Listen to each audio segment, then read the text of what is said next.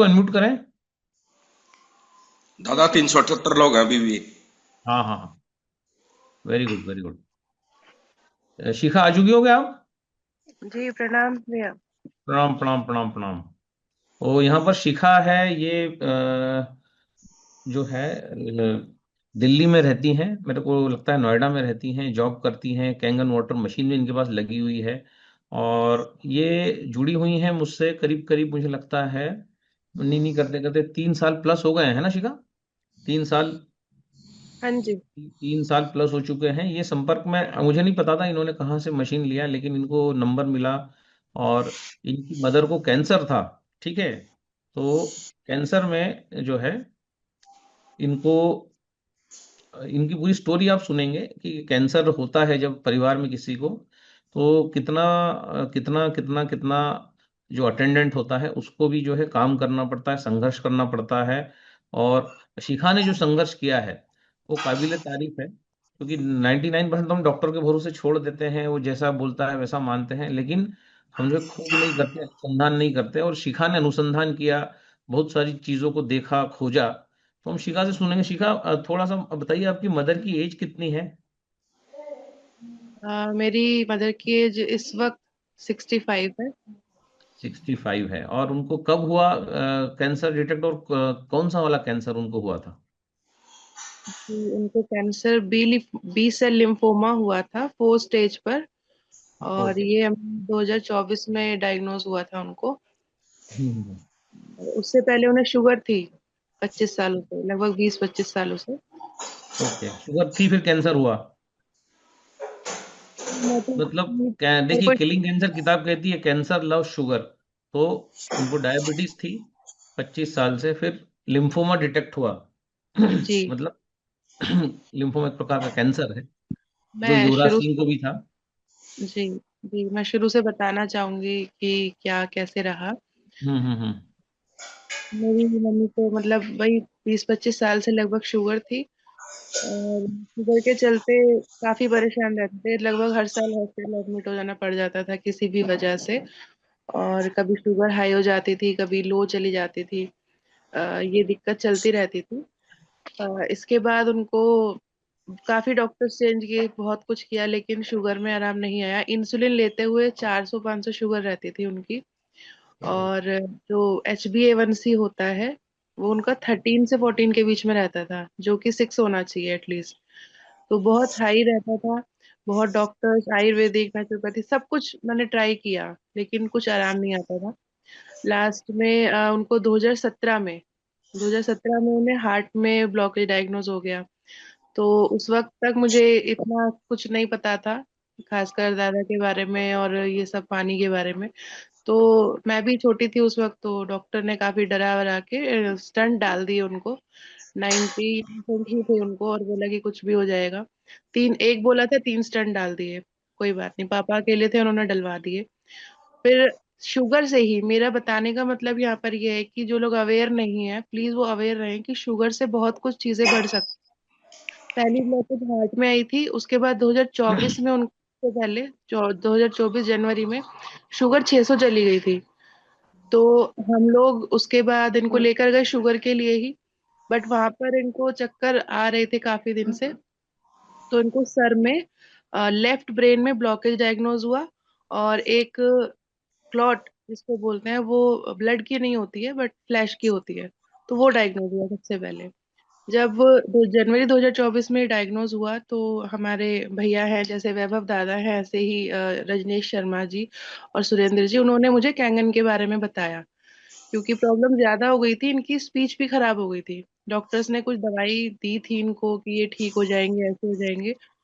और लेकिन उससे हुआ क्या, इनकी स्पीच भी खराब हो गई, ये बच्चे की तरह बोलने लगे। तो उसके बाद फिर उन्होंने मुझे कैंगन के बारे में बताया, तो मैं नहीं ले सकती थी, उस वक्त मेरी कंडीशन नहीं थी।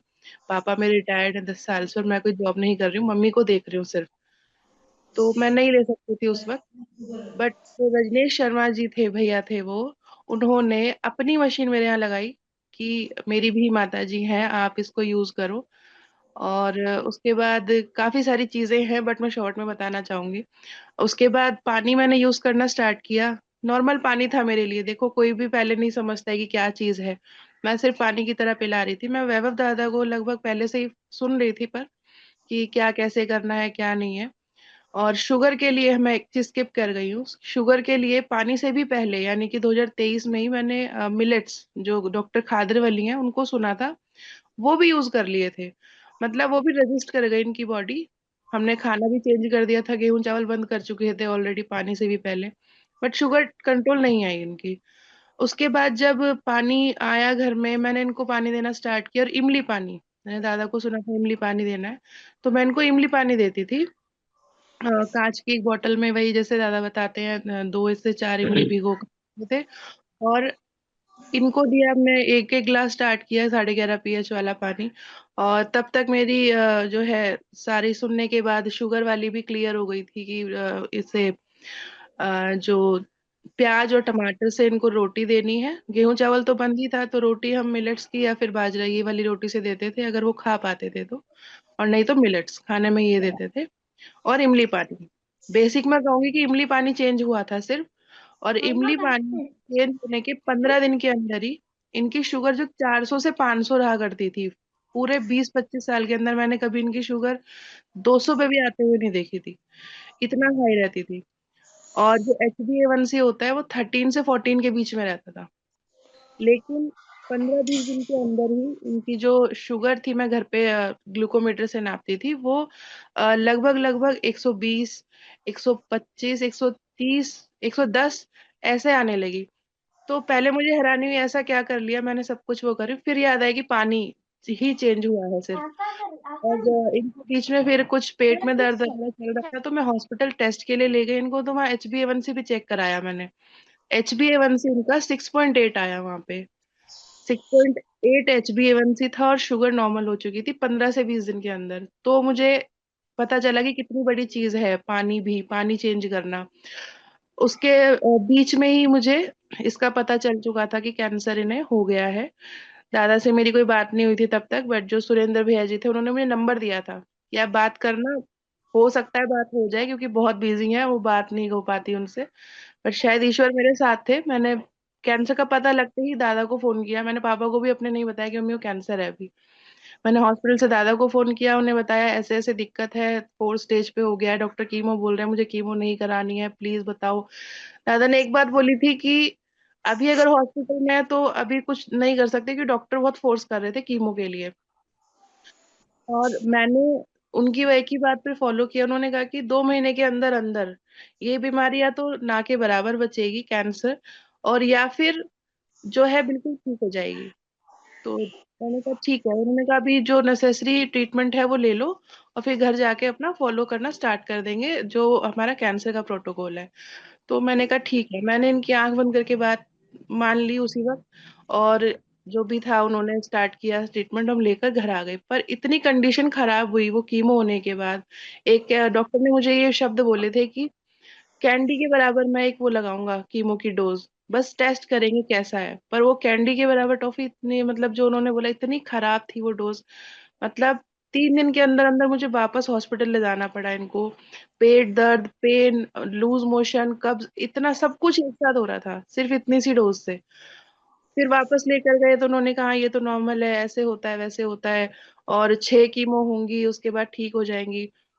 बहुत परेशानी हुई उस वक्त। मैं नहीं चाहती जिंदगी में कोई झेले, इसलिए मैं कहती हूँ कि अभी से ही अपने ऊपर ध्यान दे तो ज्यादा अच्छा है। तो उस बीच में फिर जब मैं अपना ये प्रोटोकॉल्स कर रही थी 3711 वाला, जो कैंसर के लिए दादा ने बताया हुआ था, और जूसेस पर मैं इनको ले ले आई थी। और सिर्फ इनको नहीं, क्योंकि कैंसर पेशेंट ऑलरेडी बहुत ज्यादा लो फील करने लगता है, तो हम सब ने, पूरी फैमिली ने जूसेस लेना स्टार्ट कर दिया। सुबह ग्रीन जूस, शाम को रेड जूस।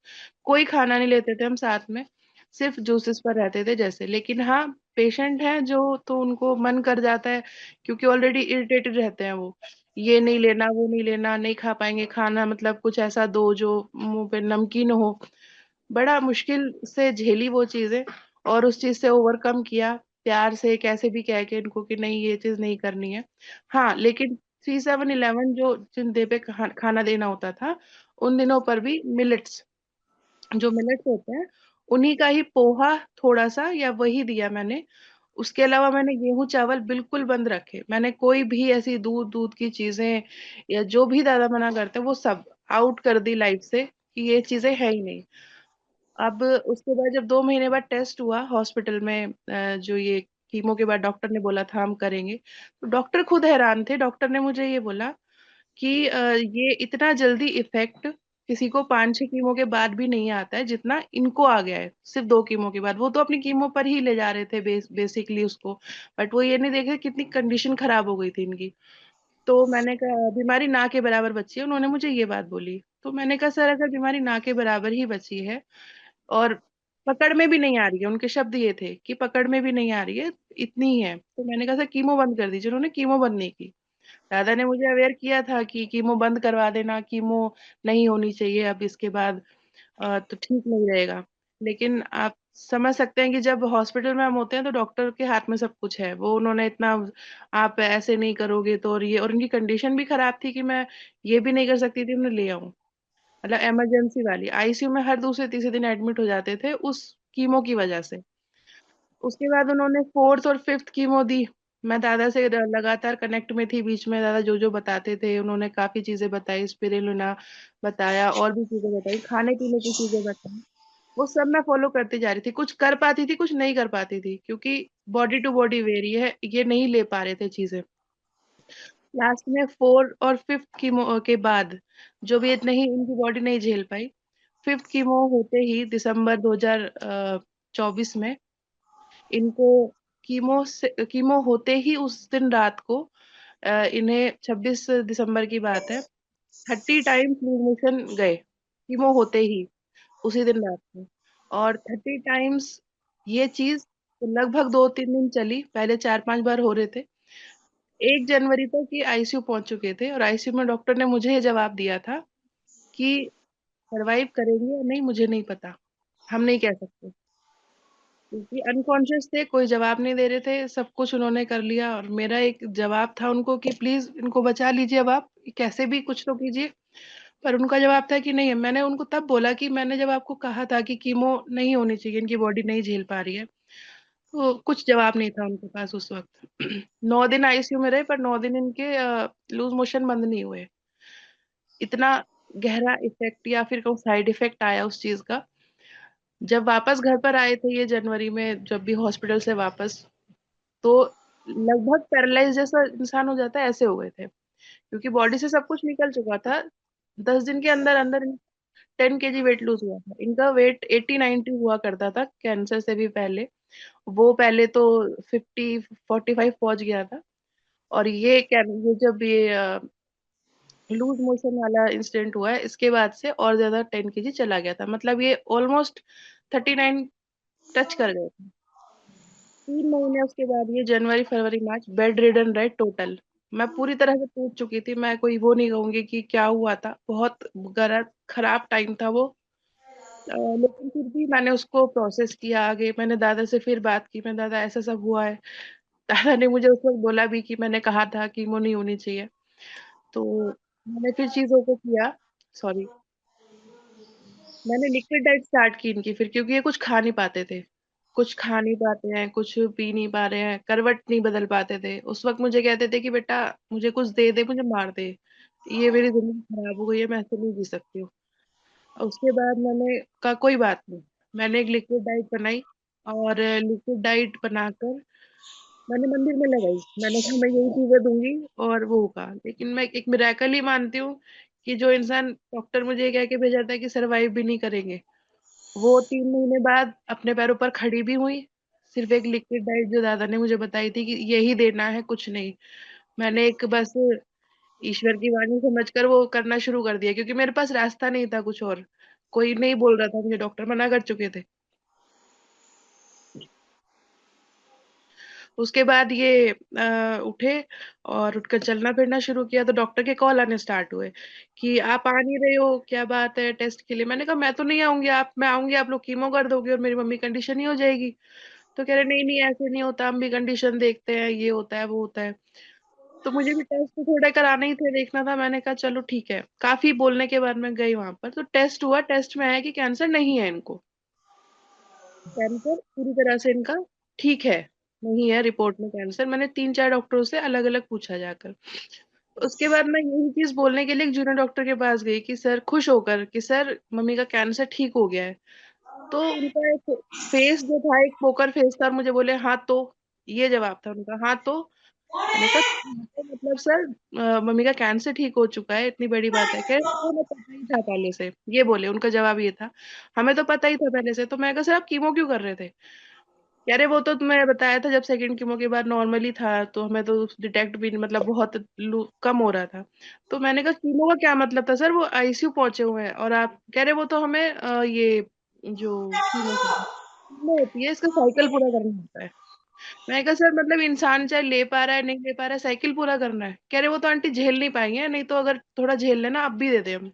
मैं तुरंत सीनियर डॉक्टर के पास गई उस वक्त। मैंने पूछा सर क्या चल रहा है? उन्होंने कहा कि कैंसर ठीक है और मैं कीमो होगी अब? बोले नहीं, अब नहीं होगी। उन्होंने ये कहा है तब जाकर मुझे जान में जान आई है, नहीं तो पता नहीं था दोबारा कर दे। तो ये सब पूरा था कि उनको सब पता था। उसके बाद भी अपना सिर्फ कर रहे थे, और कभी भी हम हॉस्पिटल जाते थे 5-6 लाख से नीचे का बिल नहीं बनता था। अननेसेसरी टेस्ट, ये सब होना, सब कुछ चलता रहा। उसके बाद से मैं अभी तक, बाद में कॉम्प्लिकेशंस आई, सब कुछ हुआ, लेकिन मम्मी को आज कैंसर ठीक होके भी साल भर हो गया है। और शुगर ठीक होकर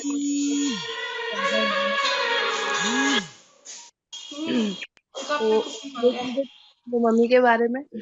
और आज वो ठीक है, बिल्कुल चलती फिरती है। हाँ, मैं ये जरूर कहूंगी, जो थोड़ी बहुत कीमो इनको गई है शरीर में, वो कॉम्प्लिकेशन देती है, तो कभी ना कुछ प्रॉब्लम आ जाती है। पर कैंगन वाटर ने बेसिकली मेरी लाइफ में बहुत बड़ा चेंज किया है। और साथ में पापा जो है मेरे 70 के हैं, उनके बारे में भी ये मैं जरूर बताऊंगी। और वो एकदम फिट है, एकदम फिट रहे हमेशा, उनको कभी कोई दिक्कत नहीं आई है। लेकिन उनको मम्मी की वजह से स्ट्रेस ले लिया उन्होंने, तो उनको ब्लॉकेज हो गई हार्ट में 96%। ये नवंबर 2024 की बात है, वही जब कैंसर फेज चल रहा था, पता चला है सब। वो एकदम से 1-2 महीने के लिए शांत हो गए, किसी से कुछ बोलते नहीं थे और ये सब। मैंने भी थोड़ा ध्यान कम दिया, क्योंकि मैं अकेले मम्मा को संभाल रही थी और उन्होंने भी। तो हम जब हॉस्पिटल गए, हमको चक्कर आ गए, वक्त हॉस्पिटल में पापा से। तो हम हॉस्पिटल गए और चेक मैंने कराया एक बार। तो उनमें पता चला कि इनका एक वाल्व काम नहीं कर रहा है। तो आगे फिर एंजियोग्राफी हुई, उसमें पता चला 96% ब्लॉकेज आ गई है इनको। तो उस वक्त तक मैं इतना श्योर हो चुकी थी, मैंने दादा को सुना था, मम्मी के चलते मैंने बहुत चीजें रिसर्च की, सुना, सोचा, घंटों भर बैठ के मैं दादा की वीडियो देखती थी, या जो भी यूजफुल चीजें होती थी सब पढ़ती देखती थी। तो मैं इतना सुन चुकी थी, दादा को किसी को बता रहे थे दादा की 99% ब्लॉकेज भी आ जाए तो स्टंट नहीं डलवाना चाहिए, ये ठीक हो सकते हैं। बस मेरे दिमाग में वो एक, पता नहीं, क्लिक कर गई उसी वक्त। डॉक्टर ने मुझे आधे घंटे तक कन्विंस किया कि स्टंट डलवा लीजिए, स्टंट डलेगा, 96% ब्लॉकेज है। 96% ब्लॉकेज के बाद भी अगर आप करोगे, हार्ट अटैक आ सकता है, थोड़ा सा उठकर चलेंगे ये दिक्कत आ सकती है, आप रिस्क ले रहे हो। मैंने कहा सर कोई बात नहीं, मैं करवा लूंगी, आप अभी निकाल दीजिए इनको। मैं अकेले ही डिसीजन लेना था मुझे वो चीज, क्योंकि पापा भी अब तो अंदर, सर मम्मी भी एडमिट थे। अब उस चीज में उन्होंने ये भी बोला कि अगर ये थोड़ा नहा रहे होंगे या कहीं जाएंगे तो भी इनको हार्ट अटैक आ सकता है। मन थोड़ा सा डरा, लेकिन एक बार बस दादा की बात मन में थी कि नहीं, वो ठीक हो सकते हैं 99। जब मम्मी की इतनी बड़ी बड़ी चीजें ठीक हो गई हैं तो वो ठीक हो जाएंगे। उसके बाद मैंने इनको घर लाया। मुझे ये बात भी उन्होंने, डॉक्टर ने बोली कि दोबारा डालना पड़ेगा मैम, दोबारा दर्द होगा। मैंने कहा आप निकाल दो, मैं दोबारा डलवा दूंगी। जो तार डलती है एंजियोग्राफी में, वो सब स्टंट डलवाने के लिए। तो वापस जब हम आए तो दादा से मैंने बात की, उन्होंने पूरा प्रोटोकॉल मुझे समझाया अच्छे तरह से, जो भी लेना था खाना था मैंने पूरा शुरू कर दिया। जैसे भी पापा ने मुझे एक बात बोली, बेटा योग प्राणायाम तो मैं करता ही हूँ, रनिंग वॉकिंग करते थे जबकि वो इतना फिट इंसान थे। उसके बाद भी ब्लॉकेज आई स्ट्रेस की वजह से। तो मैं इतना जरूर कहूंगी कि स्ट्रेस भी बहुत खराब चीज है, प्योरली स्ट्रेस की वजह से ब्लॉकेजेस आ गई उनको। उसके बाद हमने ये अपना इमली पानी तो स्टार्ट कर ही दिया ब्लॉकेजेस के लिए। और ये जो चने होते हैं वाइट वाले काबुली चने, दादा ने बताए, उससे उसकी सलाद, उससे सलाद की तरह खाना है। और कच्ची सब्जियां खानी है, नो ऑयल डाइट लेनी है, जो भी था A to Z मैंने फॉलो किया। मेरी भी मतलब वो थी, मैंने करवाया, पापा की भी हिम्मत थी, उन्होंने किया। उन्होंने मुझे एक दिन भी ये नहीं बोला बेटा मुझे आज ये तेल का दे दो या कुछ, नहीं, पूरी तरह से। और 2.5 महीने के अंदर अंदर जो उनको ब्रीदिंग प्रॉब्लम आ रही थी या उनको जैसे पसीना आ जा रहा था कुछ टाइम के लिए, वो सब बंद हुआ। लेकिन वेट डाउन चला गया अचानक इनका, मतलब थोड़ा कमजोर लगने लगे। तो मैंने हॉस्पिटल ले जाया, थोड़ा डर था, मम्मा को पहले दिक्कत हुई थी, मैंने कहा कहीं वही प्रॉब्लम तो नहीं आ गई है फिर कैंसर, क्योंकि दिमाग में था तो गलत सोच थी मेरी वो, नहीं सोचना चाहिए ऐसे। लेकिन जब हमने टेस्ट कराया तो वो सब तो कुछ नहीं था, मैंने कैंसर का भी टेस्ट करा दिया, वो सब ठीक था। बट साथ में हार्ट का भी हुआ, मुझे भी नहीं था कि इतनी जल्दी असर आएगा, कुछ 2.5 महीना ही हुआ है अभी यूज करते हुए। तब हमने कराया तो इको नॉर्मल आई पहले पापा की। इको नॉर्मल आने के बाद डॉक्टर ने मुझे कहा ले जाओ उनको, तो घर में कोई दिक्कत नहीं है। तो मैंने कहा सर घर ले जाऊं ये ठीक है? तो बोले हाँ जी ये तो ठीक है, इनको ले जाओ आप। तो तब मैंने पुरानी रिपोर्ट निकाली, सेम जो इनकी एंजियोग्राफी हुई थी 2-3 महीने पहले वहीं पर। मैं कहा सर ये 96% ब्लॉकेज है इनको इस वक्त, जो रिपोर्ट थी। तो तब चुप हो गए और फिर बोले कि अच्छा।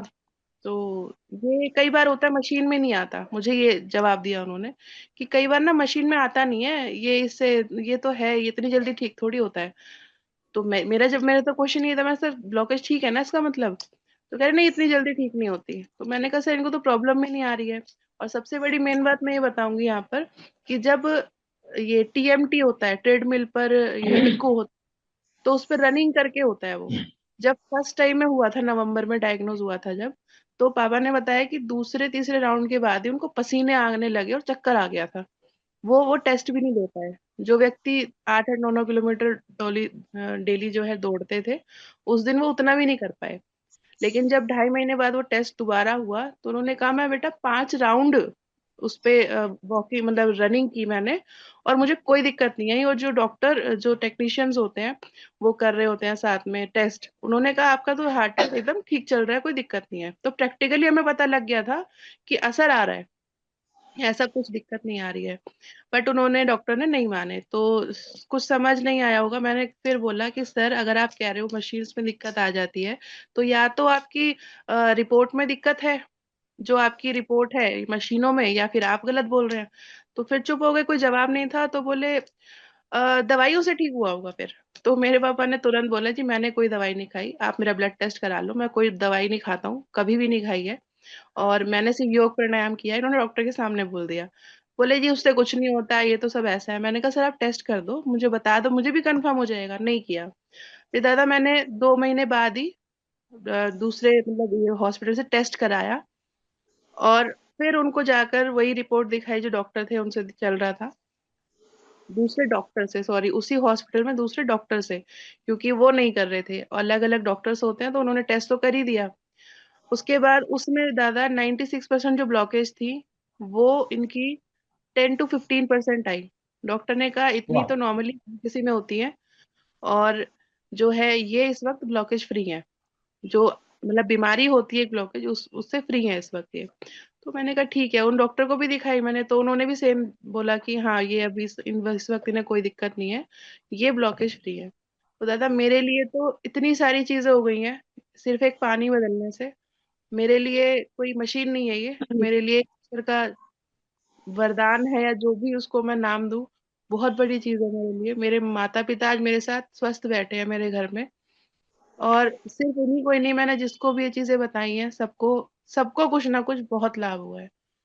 धन्यवाद, मैंने बहुत टाइम ले लिया, जो था वो। शिखा, थैंक यू वेरी मच। और शिखा सभी लोगों को मोटिवेट करती है और पकड़ पकड़ के बताती है जो बीमार लोग होते हैं कि तुम ऐसा कर लो ऐसा कर लो। शिखा ही डॉक्टर बन गई। तो यहाँ हमारा उद्देश्य, हमने जो बोला कि कलाकार बनाना नहीं है, क्योंकि कलाकार को तो ऑस्कर मिलता है, हीरो बनाना है ना। जैसे लोग हीरो को फॉलो करते हैं, अमिताभ को फॉलो करेंगे, राजेश खन्ना को करेंगे, माधुरी दीक्षित को करेंगे, लेकिन जो है अमोल पालेकर को या स्मिता पाटिल को नहीं करेंगे, क्योंकि वो कलाकार है। नवाजुद्दीन सिद्दीकी कलाकार है, तो वो उसको ऑस्कर मिलेगा। ठीक है, आर्टिस्ट है वो, फनकार है, लेकिन जो है। है। हाँ बोलिए। हाँ, अभी दोबारा जब ये पेन वगैरह कुछ हो जाता है, मम्मी को एडमिट किया था लगभग 7-7 महीने पहले। तो इनको कुछ दर्द पैरों में हो रहा था, ये सब हो रहा था, काफी टाइम के लिए एडमिट कर लिया, उसमें कुछ आराम नहीं आया। लेकिन इनको ना स्ट्रोक आया था। तो स्ट्रोक की वजह से इनको ट्रीटमेंट न्यूरो आईसीयू में रखा, सब कुछ हुआ। वहां पे बोले कि ये वेंटिलेटर होता है ना, उस पे डाल देंगे, क्योंकि रिस्पॉन्स नहीं कर रहे हैं सब। मैंने कहा आप ऐसे ही ट्राई करो, हो जाएगा तो ठीक है। बट उस वक्त में इनके जो काउंट, उन्होंने ये टीएलसी और एएनसी काउंट, सॉरी मैं भूल गई, बहुत इंपॉर्टेंट बात है ये। टीएलसी एएनसी काउंट इनके जो थे वो डाउन आ रहे थे। तो पहले तो डॉक्टर ने कहा ठीक है छुट्टी कर देते हैं। लेकिन फिर वो जब काउंट देखे तो बहुत डाउन थे, उन्होंने इंजेक्शन लगा दिया उसके लिए। तो उससे जो 1,000 के भी नीचे आ रहे थे काउंट, वो 8,000 चले गए। और नेक्स्ट डे वो बोले कि काउंट बढ़ गया तो छुट्टी कर देते हैं। पर मैंने कहा कि आप एक दिन और रखो सर, देखते हैं, कम से कम ज्यादा कम हो रहा है।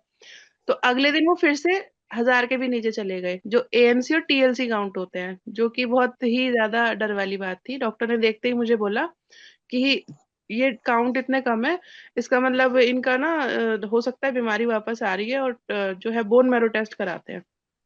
मैंने कहा बोन मैरो टेस्ट सर, इनमें बचा हुआ क्या है इस वक्त? 35-40 किलो वजन है, और बोन मैरो के लिए कुछ झेलने के लिए ताकत नहीं है शरीर में। तो कह रहे तो घर ले जा। मेरे को ये शब्द थे उनके, तो घर ले जा, यहाँ क्या करना है जब टेस्ट नहीं कराने, कुछ नहीं कराना तो।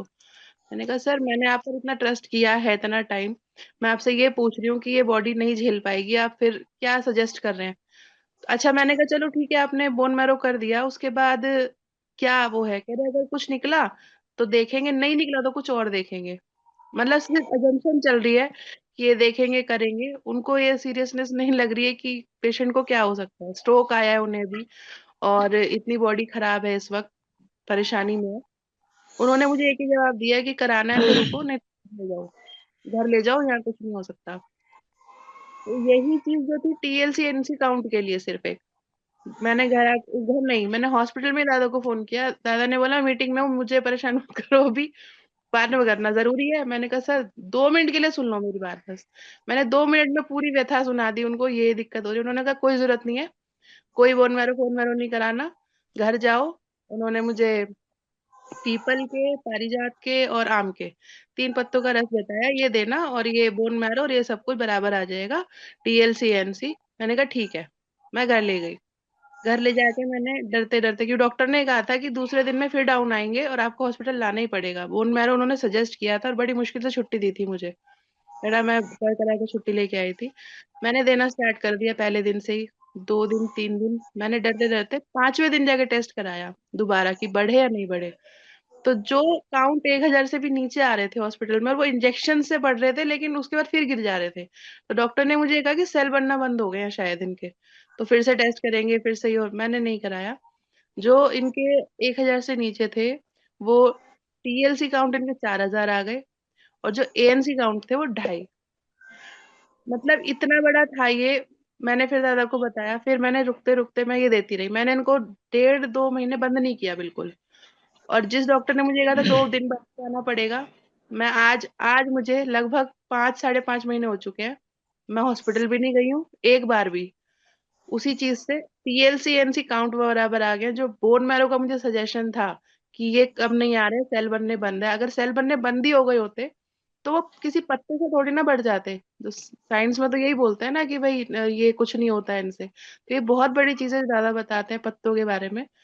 इतना बड़ा इफेक्ट था कि टीएलसी एएनसी काउंट बढ़ चुके थे, और अभी भी ठीक चलते हैं। मैं टेस्ट कराती रहती हूँ टाइम टू टाइम, क्योंकि अंदर वो डर बिठा देते हैं ना डॉक्टर एक, कि कुछ भी हो जाएगा, कुछ भी हो जाएगा। अभी सब कुछ काउंट बराबर है, वो अच्छे से चल रही है, हंसती नाचती हैं अब तो। जो एक वक्त रोती थी कि मुझे कुछ दे दो मैं मर जाऊं तो अच्छा है, सब कुछ। मैं दादा को बहुत बहुत प्रणाम करती हूँ, उन्होंने बहुत शुक्रिया उसके लिए कि वो आज ठीक है, हमारे साथ है। थैंक यू दादा। Thank you. थैंक यू शिखा। और आज शिखा जो है डॉक्टर बन चुकी है, और पकड़ पकड़ के लोगों को बताती है। तो ये होता है। तो ऐसा सिखाओ किसी को भी, और दिल से सिखाओ, है ना, प्रैक्टिकल सिखाओ। किसी को कलाकार फनकार मत बनाओ, उसको हीरो बनाओ। तो हमने यहाँ शिखा को हीरो बनाया, तो हमारी आज हीरो ऑफ द डे है शिखा, दिल्ली से।